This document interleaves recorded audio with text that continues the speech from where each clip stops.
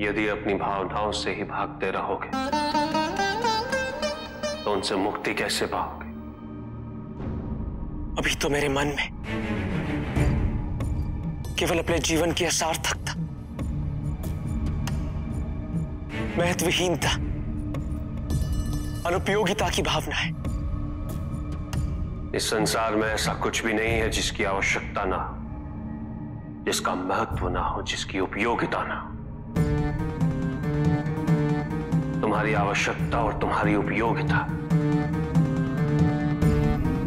और तुम्हारा महत्व सबसे अधिक तुम्हारे परिवार को है पुत्र। और तुम्हारे बिना वो परिवार कभी पूर्ण नहीं हो सकता। तुम्हें संदेह क्यों है पुत्र?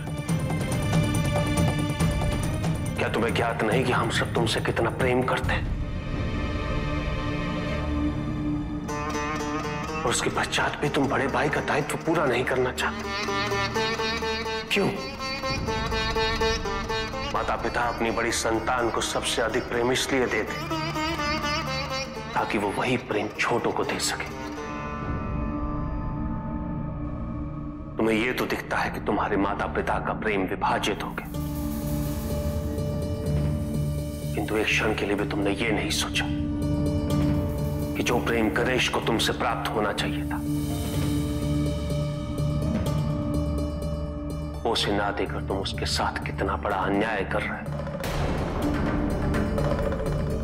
यदि तुम्हारी भांति इस संसार की प्रत्येक बड़ी संतान अपने परिवारों का परित्याग करने लगे तो क्या कोई भी परिवार संपूर्ण हो पाएगा? ये समाज संपूर्ण हो पाएगा? नहीं पुत्र। अपने स्वार्थ और व्यक्तिगत लाभ के लिए समस्त संसार को क्षति पहुंचाना उचित नहीं। मेरे मन में गणेश के लिए कोई द्वेष नहीं है पिताजी,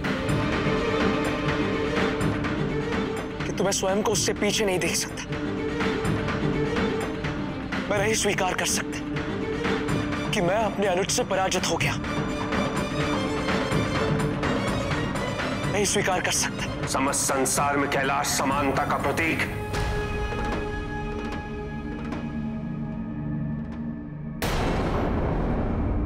तुम उसकी मर्यादा का उल्लंघन कर रहे हैं। छोटे और बड़े का भेद कर रहे हो तुम।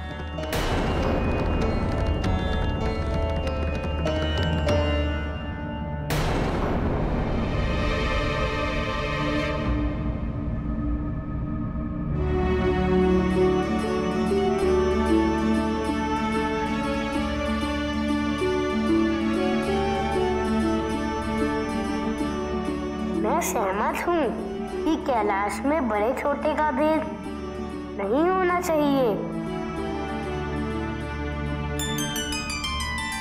किंतु यदि भेद नहीं होगा तो मुझे छोटे होने का लाभ कैसे प्राप्त होगा?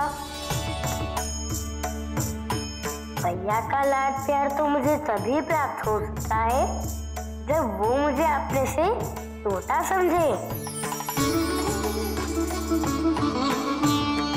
किंतु भैया आप एक बात भूल गए कि आपकी प्रतिष्ठा और भी बढ़ गई है। यदि आपको प्रथम पूज्य बनाया जाता तो फिर आप प्रथम पूज्य ही कहलाते, किंतु अब आप प्रथम पूज्य के बड़े भ्राता के रूप में जाने जाएंगे।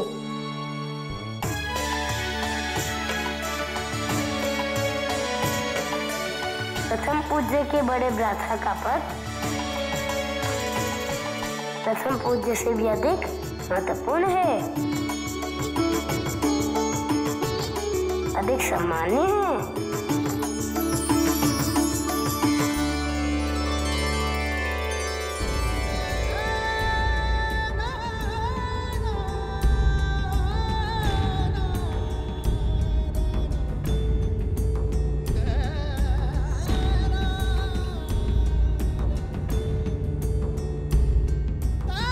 जो इतनी सहजता से मन के द्वेष मिटाते, मन के विकार मिटाते,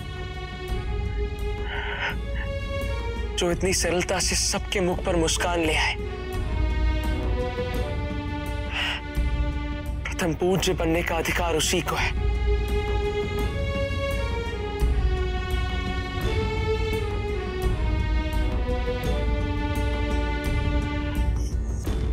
अब मुझे पिताजी के निर्णय का पूर्ण रूप से बोध हुआ है।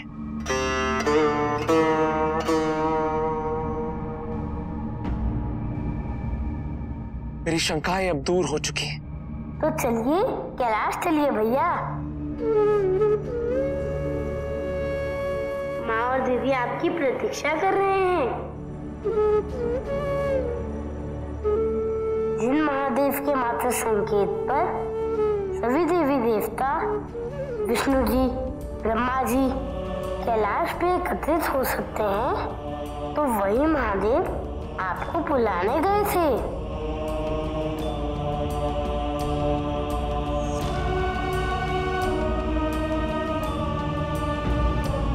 आप ये कैसे भूल गए भैया? आपके इस प्रकार कैलाश से चले आने से माता और पिताजी को कितना दुख पहुंचा है, इसका अनुमान भी है आपको। कैलाश जाने से मना करके आपने माँ और पिताजी को और भी दुख पहुंचाया है। माता पिता तो संसार होते हैं भैया, जिनकी परिक्रमा मात्र से मैं प्रथम पूज्य बन गया।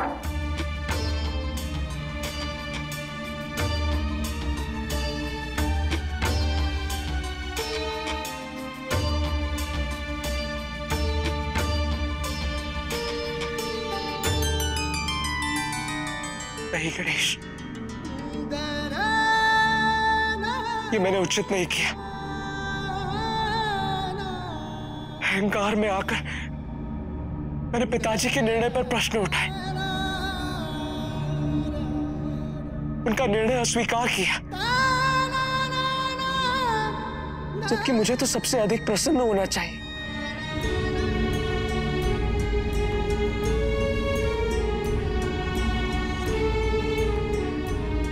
लज्जित हो गणेश, मुझ में अब इतना साहस नहीं है कि मैं कैलाश पर सबके समक्ष जा सकूं। संसार के समक्ष मैंने कैसा उदाहरण प्रस्तुत किया है।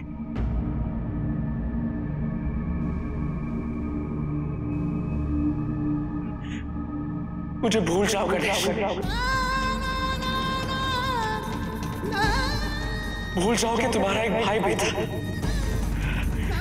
जिसने कभी ऐसा किया।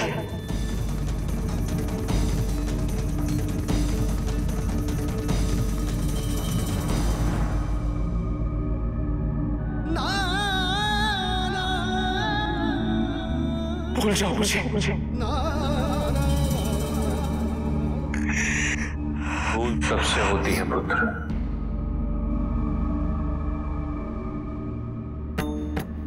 मुझे तुमसे यही अपेक्षा है पुत्र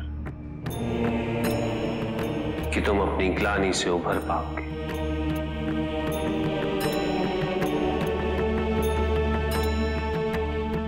और पुनः कभी ऐसी भूल नहीं करोगे।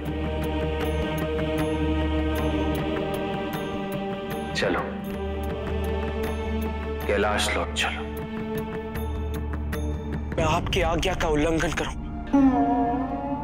ऐसा कभी नहीं हो सकता।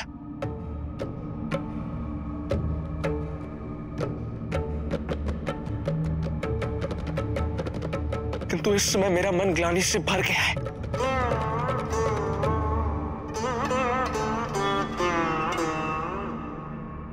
मेरे लिए कैलाश चलना असंभव है पिताजी।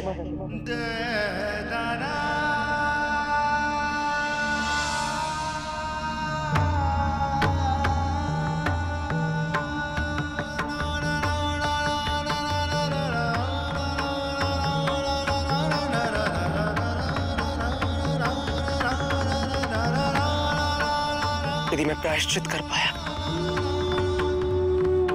तो मैं अवश्य लौटूंगा पिताजी।